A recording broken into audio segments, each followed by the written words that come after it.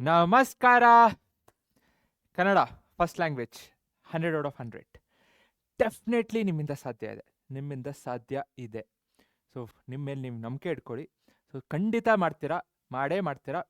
ಆದರೆ ಕೆಲವೊಂದು you have to take some steps. ಕೆಲವೊಂದು ಅಂದರೆ ಹೆಂಗೆ ಬರಿಬೇಕು, ಬರೆದಾದ್ಮೇಲೆ ಏನು ಮಾಡಬೇಕು ಅನ್ನೋದನ್ನು ಇವತ್ತು ನಾವು ಈ ವಿಡಿಯೋ ನೋಡೋಣ. ಸೊ ಫಸ್ಟ್ ಆಫ್ ಆಲ್ ಎಲ್ಲ ರಿಲ್ಯಾಕ್ಸ್ ಆಗಿರಿ. That is very very very very important. ಓಕೆನಾ? ಫೈನ್. ಸೊ ಇದಾದಮೇಲೆ ಇನ್ನು ನಿಮಗೆ ಬೇರೆದೇನಿದೆ ಡಿಸ್ಕ್ರಿಪ್ಷನ್ ಚೆಕ್ ಮಾಡಿರಿ. ಸೊ ಸೈನ್ಸ್ ಆಯಿತು, ಮ್ಯಾಥ್ಸ್ ಆಯಿತು, ಎಲ್ಲ ವೀಡಿಯೋಸ್ ಇದೆ. ಅದು ಆಮೇಲೆ ನೋಡೋಣ, ಈಗ ಬೇಡ, ಬಟ್ ಹೇಳ್ತಿರೋದು. ಫೈನ್. ಸೊ ಈಗ ಸ್ಟಾರ್ಟಿಂಗಲ್ಲಿ ನೀವು ನೋಡಿದ್ರಿ ಅಂದರೆ ಇದನ್ನು 4 ಮಾರ್ಕ್ಸ್ 5 ಮಾರ್ಕ್ಸ್ ಅಂದ್ಕೊಂಡು ಬಟ್ ಇದು ಮಾಡಿದ್ರು. ಎಲ್ಲೇ ನೋಡಿದ್ರೂ ದೇರ್ ವಾಸ್ ನೋ ಕನ್ಫ್ಯೂಷನ್. ಎವ್ಯಾಲ್ಯೂಯೇಟರ್ಗೆ ಯಾವುದೇ ಕನ್ಫ್ಯೂಷನ್ ಇರಲಿಲ್ಲ. ಯಾಕೆ ಅಂದರೆ ಅಷ್ಟು ಕ್ಲೀನಾಗಿ ಆನ್ಸರ್ ಬರ್ತಿದ್ರು. ಸೊ ಈ ಥರ ನಿಮ್ಮ ಆನ್ಸರ್ ಶೀಟ್ ಇತ್ತು ಅಂದರೆ ಎವ್ಯಾಲ್ಯೂಯೇಟರ್ಗೂ ಈಸಿ ಆಗುತ್ತೆ ಆ್ಯಂಡ್ ಮಾರ್ಕ್ಸ್ ಟಕ ಟಕ ಟಕ ಟಕ ಅಂತ ಬರುತ್ತೆ. ಓಕೆ? ಸೊ ಫಸ್ಟ್ ಅದಕ್ಕೆ ಹೇಳೋದು, ಕಾನ್ಫಿಡೆನ್ಸಿಂದ ಬರೀರಿ. ನಿಮಗೆ ಗೊತ್ತಿರುತ್ತೆ, ರಿಲ್ಯಾಕ್ಸ್ ಆಗಿ ಆರಾಮಾಗಿ ಕಾನ್ಫಿಡೆನ್ಸಿಂದ ಬರೀರಿ, ಬಂದೇ ಬರುತ್ತೆ. ಓಕೆ? ಸೊ ನೋಡ್ರಿ, ಇಲ್ಲಿ ಕ್ಲೀನಾಗಿ ಏನಿದೆ. ಫಸ್ಟ್ ಕ್ವಶನ್ ಬರೀ ಆಪ್ಷನ್ ಬರೆಯೋದಲ್ಲ, ಸಿ ಬಿ ಎ ಅಂತ ಬರೆಯೋದಲ್ಲ, ಏನಿದೆ ಅದನ್ನು ಬರೀರಿ. ಅಂದರೆ ಯೋಗವಾಹ, ಡಿ ಸಪ್ತಮಿ, ಯಾವ ವಿಭಕ್ತಿ ಪ್ರತ್ಯಯ, ನೆಕ್ಸ್ಟು ಡಿ ಯಾವ ಸಮಾಸ, ನೆಕ್ಸ್ಟು. ಸೊ ಈ ಥರ ಕ್ಲೀನಾಗಿ ಬರೀರಿ. ಓಕೆ? ಸೊ ನೆಕ್ಸ್ಟ್ ಇದಾದಮೇಲೆ ಸೊ ಸೆಕೆಂಡ್ ಮೈನು ಓಕೆ ಕ್ಲೀನಾಗಿ ಮಾಡಿದ್ದಾರೆ. So third main, so instead of starting year ನೀವೇನು ಮಾಡ್ಬೋದು, ಹೊಸ ಪೇಜಲ್ಲಿ ಸ್ಟಾರ್ಟ್ ಮಾಡ್ಬೋದು. ಅವರೇನು ಪೇಜ್ ಅಂತೂ ಏನು ಕಮ್ಮಿ ಇರಲ್ಲ, ಹೌದಾ? ಸೊ ಒಂದು ಪೇಜಲ್ಲಿ ಒಂದು ಮೈನೋ ಅಥವಾ ಎರಡನೇದಾಯಿತು ಅಂದರೆ ಓಕೆ, ಇಲ್ಲಿ 2 ಆಗ್ತಿತ್ತು ಓಕೆ, ಬಟ್ ಇನ್ನೊಂದು ಹೊಸದೇನಿದೆ ಹೊಸದಲ್ಲೇ ಸ್ಟಾರ್ಟ್ ಮಾಡಿರಿ. ಯಾಕೆ ಸುಮ್ಮನೆ ಅಲ್ಲೇ ಹಾಕೋಕೆ ಹೋಗ್ತೀರಾ? ಓಕೆ? ಸೊ ಅದಾದಮೇಲೆ ಕ್ವಶನ್ ಅಂದರೆ ಆನ್ಸರ್ ಬರೆದಾದಮೇಲೆ ಪಾಯಿಂಟ್ಸ್ ಏನಿದೆ ಅದನ್ನು ದಯವಿಟ್ಟು ಅಂಡರ್ಲೈನ್ ಮಾಡಿರಿ. ಸೊ ಕೀ ಪಾಯಿಂಟ್ಸ್, ಯಾಕೆ ಎವ್ಯಾಲ್ಯೂಯೇಟರ್ಗೆ ಈಸಿ ಆಗುತ್ತೆ. ಓಕೆ? ಸೊ ನೆಕ್ಸ್ಟು ಸೊ ಇಲ್ಲಿ ಏನೋ ಮರ್ತೋಗಿತ್ತು. ಓಕೆ, ತಂಗಿ ಹೇಳಿದರೆ ಅಲ್ಲ, ತಂಗಿ ಎಂದು. ಸೊ ಅಲ್ಲೇ ಕ್ಲೀನಾಗಿ ಮೇಲೆ ಬರಿಬೋದು. ಆ್ಯಂಡ್ ಅದೇ ಥರ ಇಲ್ಲೂ ಇಲ್ಲೇನು ತಪ್ಪಲ್ಲ ಇದು. ಇಲ್ಲಿ ನೋಡ್ರಿ, ಇಲ್ಲಿ ಸೊ ಜಗತ್ತಿನಲ್ಲೇ ಇದಕ್ಕಿಂತ ರುಚಿಯಾದ ಹಣ್ಣು ಇಲ್ಲ. ಓಕೆ, ಅಲ್ಲಿ ಏನಾದರೂ ಬರೆಯೋಕ್ಕಾಗಿಲ್ಲ ಅಂದರೆ ಮೇಲೆ ಅಲ್ಲೇ ಎಲ್ಲಾದರೂ ಅಡ್ಜಸ್ಟ್ ಮಾಡೋದು, ಬಟ್ ಕ್ಲೀನಾಗಿರಲಿ. ಓಕೆ? ಆ ಥರ ಆಗಲ್ಲ, ಬಟ್ ಸ್ಟಿಲ್ ಏನೋ ಈಗ ಯಾವುದೋ ಒಂದು ವರ್ಡ್ ಮರಿತೀವಿ, ಇಲ್ಲೇ ನೋಡಿರಿ. ಸೊ ತಂಗಿ ಎಂದು, ಸೊ ಒಂದು ವರ್ಡ್ ಫೈನ್, ಅಲ್ಲೆಲ್ಲೋ ಅಡ್ಜಸ್ಟ್ ಮಾಡ್ಕೊಂಡು ಬರೆಯೋದು. ಬಟ್ ಕೀ ಪಾಯಿಂಟ್ಸ್ ಅಂಡರ್ಲೈನ್ ಮಾಡಿರಿ. ನೆಕ್ಸ್ಟು ಆ್ಯಂಡ್ ಅಗೇನ್ ಲಾಂಗ್ ಆನ್ಸರ್ಸಲ್ಲಂತೂ ಬೇಕೇ ಬೇಕು. ಆ್ಯಂಡ್ ಅಗೇನ್ ಇದನ್ನು ಅವಾಯ್ಡ್ ಮಾಡಿರಿ. ನೋ ಡೌಟ್, ಅದು ತಪ್ಪು ಅಂತ ಹೇಳ್ತಿಲ್ಲ, ಬಟ್ ಸ್ಟಿಲ್ ಸೊ ಆನ್ಸರ್ ಏನಿದೆ ಇನ್ ಕೇಸ್ ಏನಾದರೂ ಬೇರೆ ಪೇಜಲ್ಲಿ ಹೋಗಂಗೆ ನಿಮಗೆ ಅನ್ನಿಸ್ತು ಅಂದರೆ ಅದು ಬಿಟ್ಟೇ ಬಿಡ್ರಿ. ಇನ್ನೊಂದು ಆನ್ಸರ್ ಶೀಟ್ ಮಾಡಿದೆ 100 ಔಟ್ ಆಫ್ 100. ಸೊ ಅದ್ರಲ್ಲಿ ಚೆಕ್ ಮಾಡಿರಿ. ಲೈಕ್ ಓಕೆ, ಒಂದು ಪೇಜಲ್ಲಿ ಎಷ್ಟಾಗುತ್ತೋ ಅಷ್ಟೇ, ಇನ್ನೊಂದು 5 ಲೈನ್ ಇರಲಿ 10 ಲೈನ್ ಇರಲಿ, ನಿಮಗೆ ಅಲ್ಲೇನಾದರೂ ಡೌಟ್ ಇತ್ತು ಇದರಲ್ಲಿ ತುಂಬ್ಸೋಕ್ಕಾಗಲ್ಲ ಅಂತ ಇತ್ತು ಅಂದರೆ ಹೊಸ ಪೇಜಲ್ಲೇ ಬರೀರಿ, no problem. Okay? So next ಅದಾದಮೇಲೆ ನೋಡ್ರಿ, ಇಲ್ಲಿ ಗ್ಯಾಪ್ ಇದೆ, ದಟ್ಸ್ ಫೈನ್, ಏನೂ ಆಗಲ್ಲ, ಏನು ತಲೆ ಮೇಲೆ ಏನೂ ಬಿದೋಗಲ್ಲ. ನೆಕ್ಸ್ಟ್ ಪೇಜಲ್ಲೇ ಬರೀರಿ. ಸೊ ನೆಕ್ಸ್ಟ್ ಪೇಜಲ್ಲೇ ಹೊಸ ಆನ್ಸರ್ನ ನೆಕ್ಸ್ಟ್ ಪೇಜಿಂದನೇ ಸ್ಟಾರ್ಟ್ ಮಾಡಿರಿ. ಓಕೆ? ನೋಡಿರಿ, 26 ಹೊಸ ಪೇಜಿಂದ ಸ್ಟಾರ್ಟ್ ಮಾಡಿದ್ದಾರೆ. ಸೊ 25 ಓಕೆ ಗೊತ್ತಾಯಿತು ಇಲ್ಲಿಗೆ ಮುಗಿಯುತ್ತೆ ಅಂತ, ದಟ್ಸ್ ಗುಡ್. ಆ್ಯಂಡ್ ಹಾಗೆ ಇಲ್ಲಿ ನೋಡಿರಿ, ಸೊ 27 ಇಲ್ಲಿ ಬಂದಿದೆ, ಎಷ್ಟು ಲೈನ್ಸ್ ಮಿಕ್ಕಿದೆ, ದಟ್ಸ್ ಫೈನ್, ಪರವಾಗಿಲ್ಲ, ಹೊಸ ಪೇಜಲ್ಲೇ ಸ್ಟಾರ್ಟ್ ಮಾಡಿರಿ.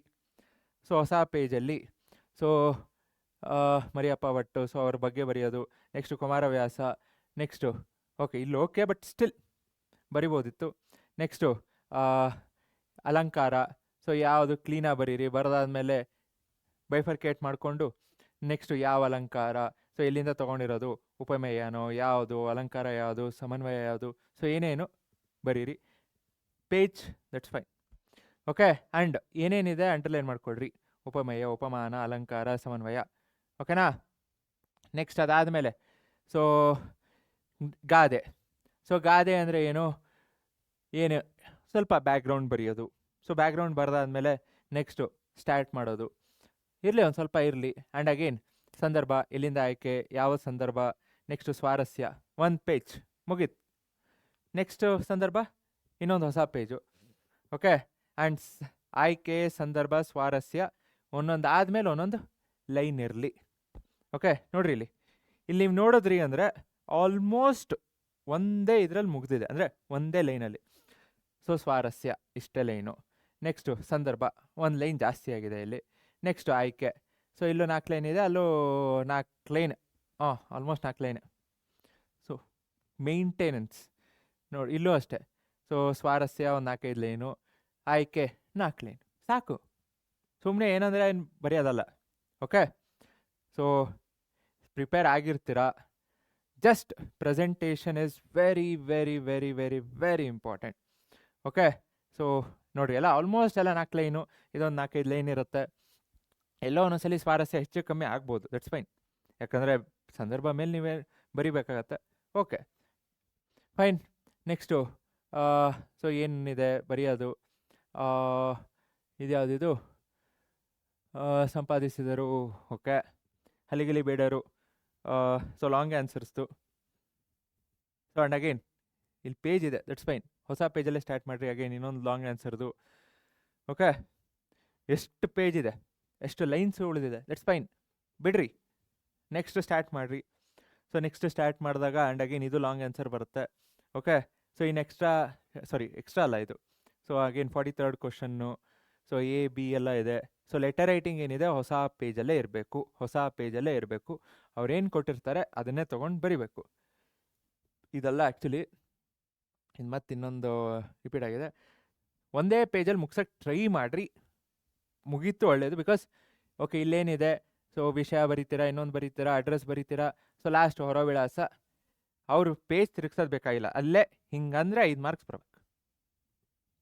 ಸೊ ಬಂತಲ್ಲ, ಸೊ 44ನೇದು, ಸೊ 44ನೇದು 5 ಮಾರ್ಕ್ಸ್ ನೋಡ್ರಿಲ್ಲ, 5 ಮಾರ್ಕ್ಸ್ ಬಂತು, 5 ಮಾರ್ಕ್ಸ್ ಮುಗೀತು. ನೆಕ್ಸ್ಟ್ ಪೇಜ್ ತಿರುಗಿಸು, ಮತ್ತು ಹಿಂದೆ ಏನಿದೆ ಕರೆಕ್ಟ್ ಬರ್ದಿರೋ ಇಲ್ಲೋ ಯಾಕೆ ಬೇಕು, ಒಂದೇ ಪೇಜಲ್ಲಿ ಆದರೆ ಒಳ್ಳೆಯದು. ಓಕೆ, ಸೊ ಲೆಟರ್ ಒಂದು ಸ್ವಲ್ಪ ಹೆಚ್ಚು ಕಮ್ಮಿ ಆಗುತ್ತೆ, ದಟ್ಸ್ ಫೈನ್. ಆ್ಯಂಡ್ ಏನು ಪ್ರಬಂಧ. ಸೊ ಪ್ರಬಂಧ ಬರೀಬೇಕಾದ್ರೆ ಪೀಠಿಕೆ, ವಿಷಯ ನಿರೂಪಣೆ. ಸೊ ಲಾಸ್ಟಲ್ಲಿ ಏನಿದೆ, ಉಪಸಂಹಾರ. ಪೀಠಿಕೆ, ನಿರೂಪಣೆ, ಉಪಸಂಹಾರ, ಇದು ಬರೀಲೇಬೇಕು. ಇದಕ್ಕೆ ಮಾರ್ಕ್ಸ್ ಇರುತ್ತೆ. ನೀವು ಹೆಂಗಂದರೆ ಸುಮ್ಮನೆ ಸ್ಟಾರ್ಟಿಂಗ್ ಏನೋ ಸ್ಟಾರ್ಟ್ ಮಾಡ್ತೀನಿ, ಎಲ್ಲೋ ಎಂಡ್ ಮಾಡ್ತೀನಿ ಅನ್ನೋದಲ್ಲ. ಆ್ಯಂಡ್ ಅಗೇನ್ ಪ್ರಬಂಧ ಬರೆಯೋಕ್ಕಿಂತ ಮುಂಚೆ ಆ್ಯಂಡ್ ಲಾಂಗ್ ಆನ್ಸರ್ಸು, ಕೆಲವೊಂದು ಲಾಂಗ್ ಆನ್ಸರ್ ಬರೆಯೋದಕ್ಕಿಂತ ಮುಂಚೆ ಎಲ್ಲಾದರೂ ಒಂದು ಕಡೆ ಪಾಯಿಂಟ್ಸ್ ಹಾಕ್ಕೊಡ್ರಿ. ಓಕೆ, ನಾನು ಈಗ ಫಾರ್ ಎಕ್ಸಾಂಪಲ್ ಪ್ರಬಂಧ. ಸೊ ಪ್ರಬಂಧ ಬರೆಯೋದಕ್ಕಿಂತ ಮುಂಚೆ ಒಂದು 2 ನಿಮಿಷ ತೊಗೊಳ್ರಿ. ನಿಮ್ಮ ಹತ್ರ ಟೈಮ್ ಇತ್ತು, ಲಾಸ್ಟಿಗೆ ತಾನೇ ಅಟೆಂಡ್ ಮಾಡ್ತೀರಾ, ನಿಮ್ಮ ಹತ್ರ ಟೈಮ್ ಇತ್ತು ಅಂದರೆ 5 ನಿಮಿಷನೇ ತೊಗೊಳ್ರಿ. ಸೊ 5 ನಿಮಿಷ ತೊಗೊಂಡು ಓಕೆ ಯಾವುದ್ರ ಬಗ್ಗೆ ಬರಿತಿದ್ದೀನಿ, ಸೊ ಹೆಂಗಿಂದ ಸ್ಟಾರ್ಟ್ ಮಾಡಬೇಕು, ಸೊ ಏನೇನು ಪಾಯಿಂಟ್ಸ್, ಜಸ್ಟ್ ಒಂದು ಎಲ್ಲಾದರೂ ರಫಲ್ಲಿ ಪಾಯಿಂಟ್ಸ್. ಓಕೆ, ಈಗ ಫಾರ್ ಎಕ್ಸಾಂಪಲ್ ಆಗ್ತಿರೋ ಏನೋ ಏನನ್ಬೋದು, ಸೊ ಇಲ್ಲೇ ತೊಗೊಳೋಣ. ಸೊ ಇಲ್ಲೇನು ಕೊಟ್ಟಿದ್ದಾರೆ, ನಗರೀಕರಣ, ಜಾಗರೂಕರಣ. ಓಕೆ, ಸೊ ನಗರೀಕರಣ, ಸೊ ಇದರಿಂದ ಆಗ್ತಿರೋ ಏನೇನು ಅಡ್ವಾಂಟೇಜಸ್ ಏನು, ಉಪಯೋಗ ಏನು, ಸೊ ಅದರಿಂದ ಆಗ್ತಿರೋ ಅನಾಹುತಗಳೇನು, ಸೊ ಅಥವಾ ಬೇರೆ ಏನಿದೆ, ಸೊ ಏನೇನು ಪಾಯಿಂಟ್ಸ್ ಇದೆ. ಸೊ ನಗರೀಕರಣ, ಓಕೆ ಕೆಲಸ ಸಿಗ್ತಿದೆ, ಸೊ ಚೆನ್ನಾಗಿ ನಿಮಗೆ ಏನೋ ಹಣ ಸಂಪಾದನೆ ಮಾಡ್ಕೋಬೋದು, ನಿಮಗೆ ಎಲ್ಲ ಸೌಲಭ್ಯಗಳು ಸಿಗ್ತಿದೆ. ಓಕೆ, ಅದಾದಮೇಲೆ ಇದರಿಂದ ಆಗ್ತಿರೋ ದುಷ್ಪರಿಣಾಮಗಳು. ಸೊ ತುಂಬ ದೊಡ್ಡದಾಗ್ತಿದ್ದಂಗೆ ನಿಮಗೆ ನೀರಿನ ಅಭಾವ ಬೀಳತ್ತೆ. ಈಗ ಬೆಂಗಳೂರಲ್ಲಿ ನೋಡಿರ್ಬೋದು. ಸೊ ಅದರ ಜೊತೆಗೆ ಪೊಲ್ಯೂಷನು, ಗಾಳಿ ಅಥವಾ ವಾಯು ಮಾಲಿನ್ಯ. ನೆಕ್ಸ್ಟು ನಿಮಗೆ ಹೆಂಗೆ ಬೆಳೆಯೋಕ್ಕೆ ಸ್ಟಾರ್ಟ್ ಆಗುತ್ತೆ. ಸೊ ಒಂದು ಕರೆಕ್ಟಾಗಿ ಏನಂತೀರ ಹಿಂಗೆ ಆಗಬೇಕು ಅಂತ ಗೈಡ್ಲೈನ್ಸ್ ಇರೋಲ್ಲ. ಸೊ ಆ ಥರ ಪಾಯಿಂಟ್ಸ್ ಬರ್ಕೊಳ್ರಿ.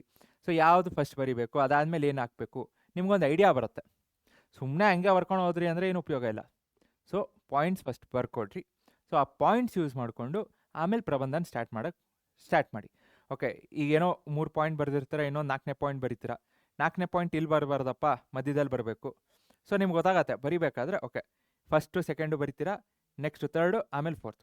ಸೊ ಈ ಥರ ಒಂದು ಆರ್ಡ್ರಲ್ಲಿ ಬರುತ್ತೆ. Okay, so that's it. ನನಗೆ ಗ್ಯಾರಂಟಿ ಇದೆ ನೀವು ಚೆನ್ನಾಗಿ ಮಾಡ್ತೀರಾ ಅಂತ. ಓಕೆನಾ? ಸೊ ಪ್ರೆಸೆಂಟೇಷನ್ ಇಸ್ ಇಂಪಾರ್ಟೆಂಟ್, ಸ್ವಲ್ಪ ಗಮನ ಕೊಡ್ರಿ. So that's it. Thank you, bye. Take care. ಜೈ ಹಿಂದ್, ಜೈ ಕರ್ನಾಟಕ.